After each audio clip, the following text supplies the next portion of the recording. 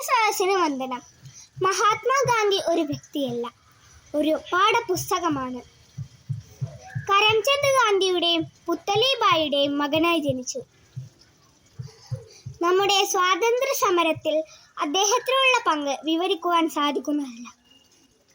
നമ്മുടെ രാഷ്ട്രപിതാവാണ് മഹാത്മാഗാന്ധി, സത്യത്തിൽ അടിയുറച്ച വ്യക്തി. അഹിംസയിലൂടെ അദ്ദേഹം എല്ലാ ഇന്ത്യക്കാരെയും ഒരു കുടക്കീഴിൽ കൊണ്ടുവന്നപ്പോഴാണ് സ്വാതന്ത്ര്യം എന്ന സ്വപ്നം സാക്ഷാത്കരിക്കപ്പെട്ടത്. അദ്ദേഹത്തിൻ്റെ സമരം സഹനമായിരുന്നു. സത്യവും നന്മയും സ്നേഹവും ഹൃദയത്തിൽ കുറിച്ചിട്ട വ്യക്തി. ബ്രിട്ടീഷുകാരുടെ കരങ്ങളിൽ നിന്നും ഇന്ത്യയെ മോചിപ്പിക്കാൻ ജീവിതം മാറ്റിവെച്ച മഹാൻ. സാധാരണക്കാരുടെ ഇടയിലേക്ക് ഇറങ്ങിയ സാധാരണക്കാരനാണ് അദ്ദേഹം. എല്ലാ മതങ്ങളെയും ബഹുമാനിക്കുകയും ആദരിക്കുകയും ചെയ്തിരുന്നു അദ്ദേഹം.